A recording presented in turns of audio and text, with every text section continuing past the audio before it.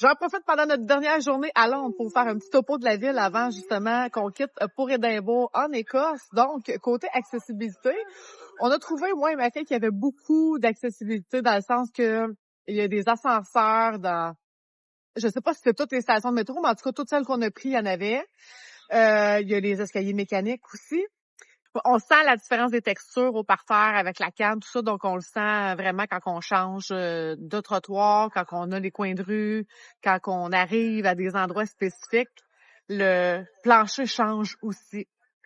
Côté accessibilité dans les musées, tout ça, c'est sûr qu'il y a toujours de l'audio-description. Les trottoirs sont larges aussi. Donc, moi, j'ai marché avec Lily là, tous les jours, une à côté de l'autre, puis on n'avait pas de problème pour se tasser quand il y avait des gens, tout ça.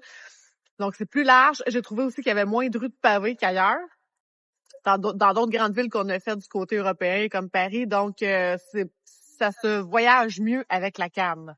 C'est moins accrochant.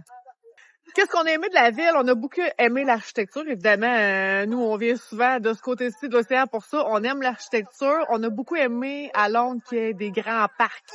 Donc, c'est des grands parcs qui sont éparpillés un petit peu partout à Londres, ce qui fait qu'on se sent pas toujours à la ville. Tu sais, on a l'option de s'en aller dans un parc puis d'avoir plus de tranquillité.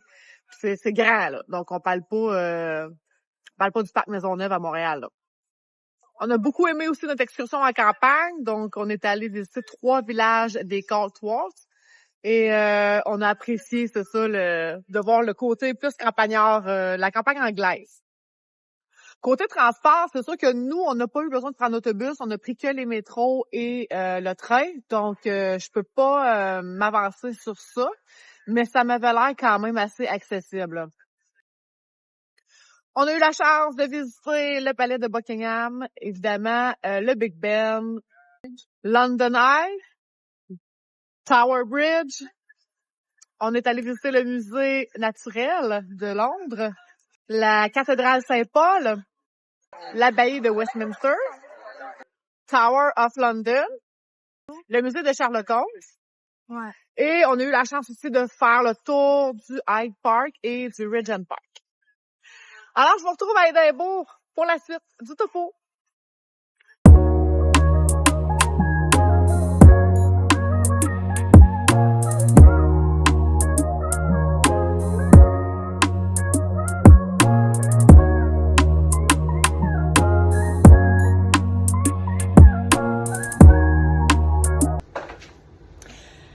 Petit upgrade de notre voyage. Du côté d'Édimbourg, écoutez, premièrement, je fais un upgrade de ma boule de canne. Elle a résisté malgré plusieurs commotions cérébrales.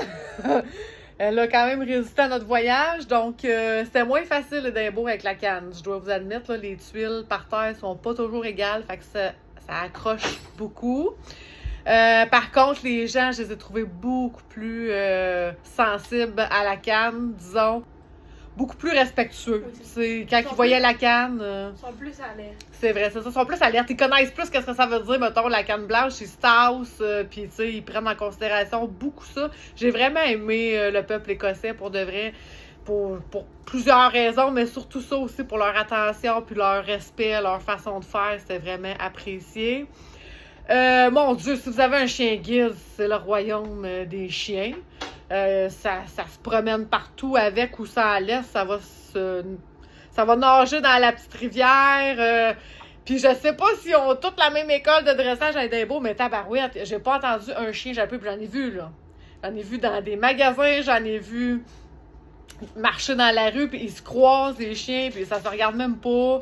Ils portent pas attention aux autres, ça jappe pas après.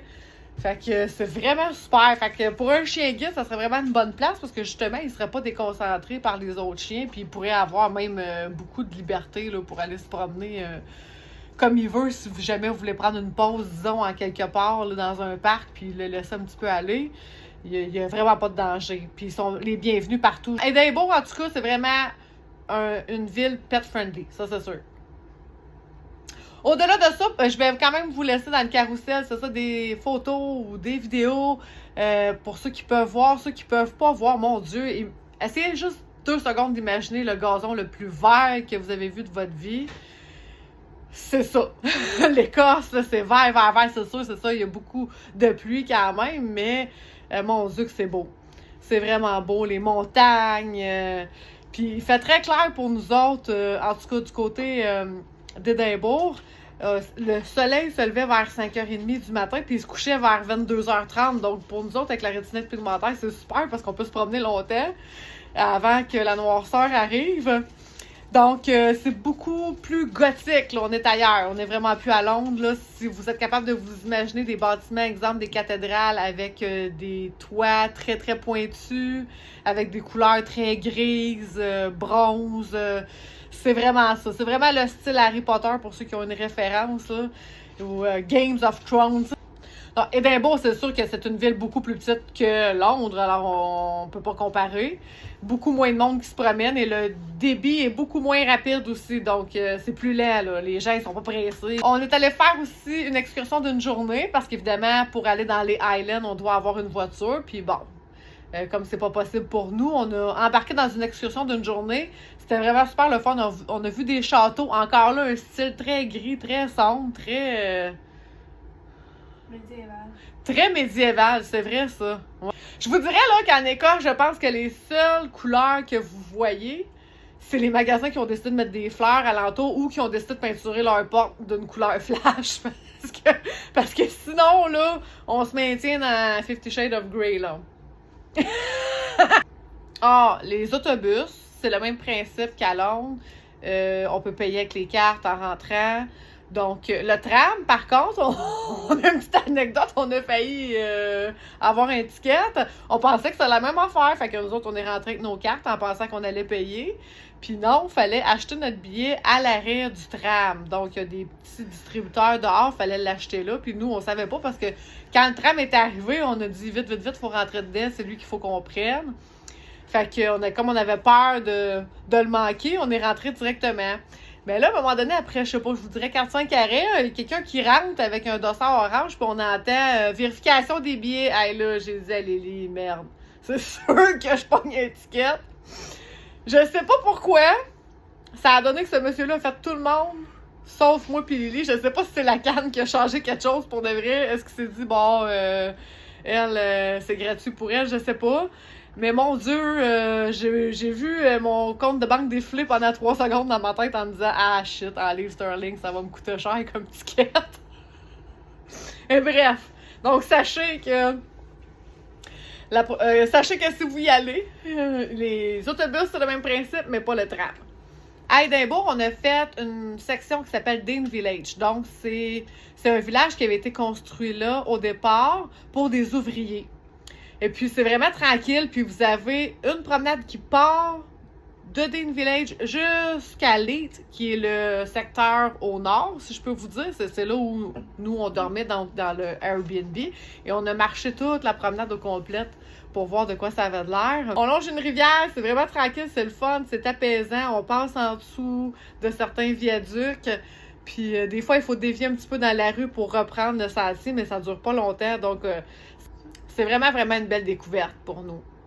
Donc, overall, je vous dirais là, que le Royaume-Uni, c'est accessible quand même. Là. Je veux dire, c'est facilement... Moi, juste le fait de pouvoir payer par carte le transport en commun, c'est beaucoup moins chiant que d'essayer de chercher du change ou d'essayer d'acheter des choses par distributeur ou ce que là, il faut que je mette mes lunettes de vue. Puis que ça, c'est moins de changement pour moi directement payer avec la carte, puis c'est tout, tu sais. Fait que c'est plus facile. Je trouve que c'est un très bon système, honnêtement. Et bon, parce que justement, les gens sont ouverts, sont respectueux, j'ai bien aimé.